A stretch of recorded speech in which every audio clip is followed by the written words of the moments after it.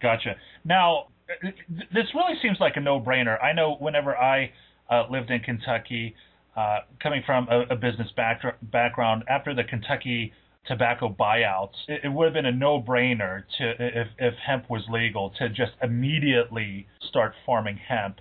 So jobs would not be lost, and continued revenue would still be being generated in Kentucky. Wouldn't you agree with that? I would, and our farmers here in Kentucky have really they've heard it all. That this crop is going to be the cure-all. It's going to replace tobacco, and oh well, that crop didn't work, so let's try this crop. And there's a lot of farmers that have tried a lot of very progressive things. Just trying something new to hopefully find something that'll fill a niche and replace tobacco. And I don't know that anybody's found anything that has really been successful for them. I think each farmer's kind of doing his own thing, and some have had more success than others, and kind of a little bit less ordinary crops. But the thing about industrial hemp is nobody's saying that this is going to be the cure-all, and nobody's saying that this is going to replace tobacco. It's just another option, and it's a very good option. And maybe it's not going to solve all of Kentucky's problems and fix unemployment and take care of the sheriff's, departments and all that, but at least it'll be a start, and at least it's, freeing up the markets for something that, there's so many uses for.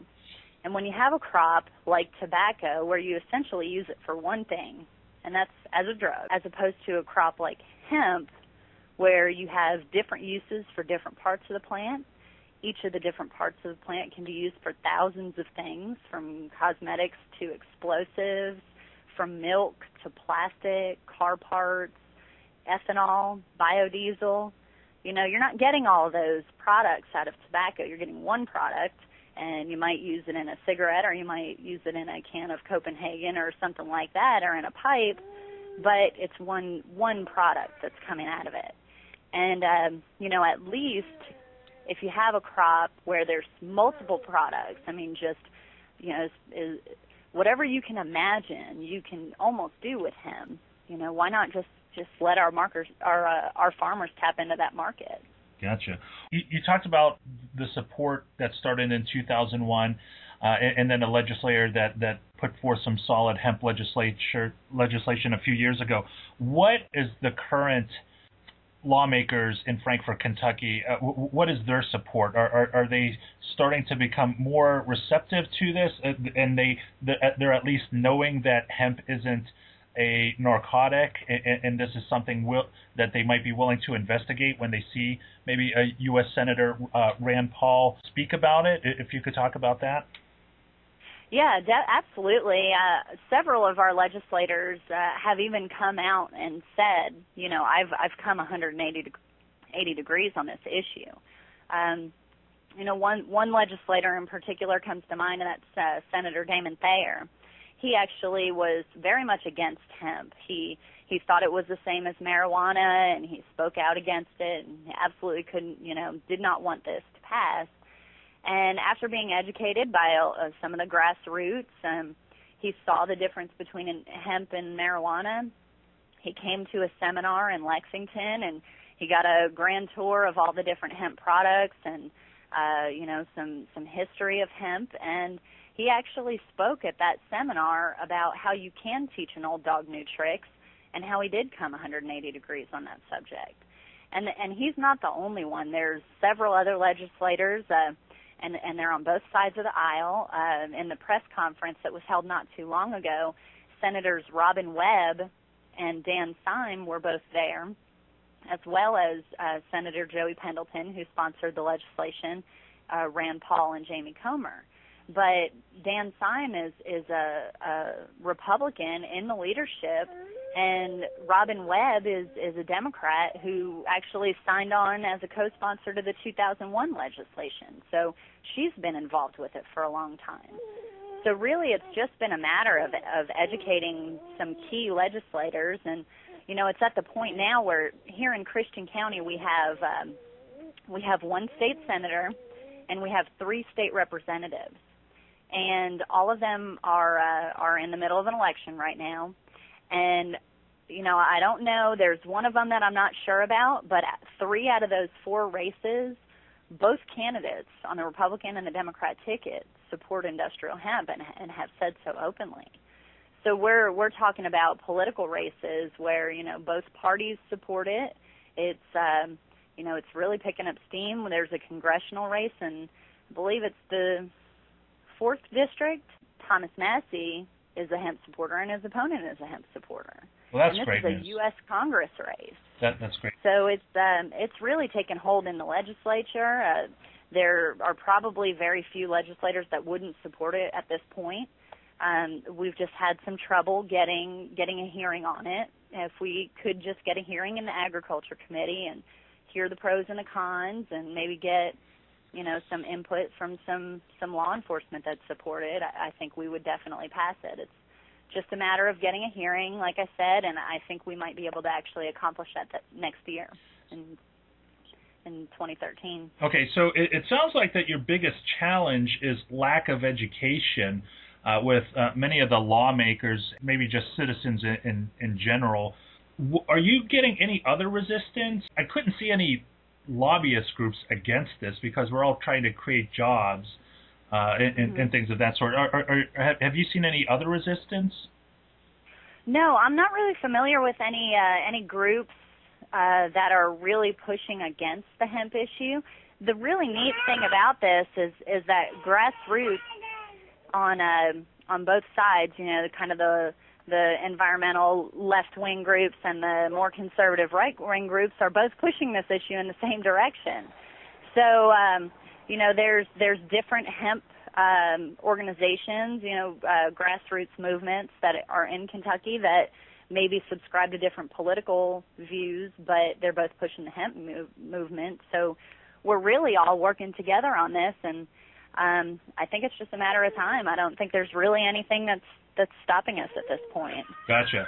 And it's just kind of, all right, let's wait for the next legislative session and see if we can do it this year.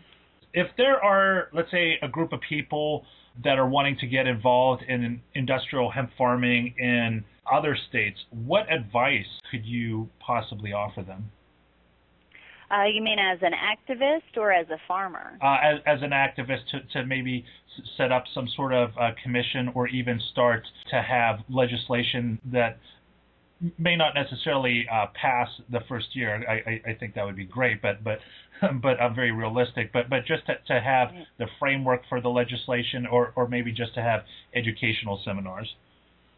Well, I think the number one thing that we always try to tell people here in Kentucky is to get to know your legislator. For one thing, your legislator they work for you, so they're used to getting random phone calls from people in their district, and if you just call and ask to talk to them and introduce yourself, let them know that you're in their district and that you're very interested in this topic, a lot of times they listen to you. And on the state level, it's a little bit different than in the federal government. We kind of feel like our federal legislators don't listen to us when we write in, we call and everything. But on the state level, it's a lot different. They're not used to getting 1,000 phone calls a day. They're used to getting a few phone calls, and here in Kentucky, it's even less. So when our legislators here get 5 phone calls, their ears are perking up, and they're wondering what the big deal is because they got 5 phone calls about this. So my number one piece of advice would be to get to know your legislator, develop a relationship with them, and, even if you don't agree, try to be courteous and just educate them little by little like we've done here in Kentucky. And as far as actually getting legislation passed, well, number one thing is to find a legislator that supports it, and that sometimes can be the most difficult thing. But once you find a legislator to support it, we've got model legislation here in Kentucky that could be used, and I think our 2001 law is very well written. It allows for the public to get involved with the hemp issue and the hemp commission, because when they set up the program fund, they actually set it up to receive private donations as well as public monies. So, that would be a good way to get started as well, if they could pass the legislation to open an agency to research hemp in their own state. I think our legislation would be good to look at to kind of get an idea of how to set it up. Gotcha. Now, the last question is, if people who are not in Kentucky want to reach out and support what you guys are doing, which I think it would be easier to just help out Kentucky, and once Kentucky finally passes and there's the full legalization of hemp, then people in Ohio, Indiana could talk to their lawmakers and immediately point to Kentucky, maybe have the light bulb go off with their local lawmakers. How can people outside of the state of Kentucky help and support the cause of industrial hemp? Well, for one thing, I would love if people outside of Kentucky got in touch with us at the Kentucky Hemp Coalition website. One thing I've learned is that, freedom brings people together, and when people start sharing information and passing information back and forth, freedom spreads a whole lot faster. So, I would love for everybody to check out the website. It's KentuckyHempCoalition.com. There is contact links. There's YouTube videos. There's all kinds of information. There's also links to the legislation that we have in Kentucky, the Kentucky law and the upcoming legislation.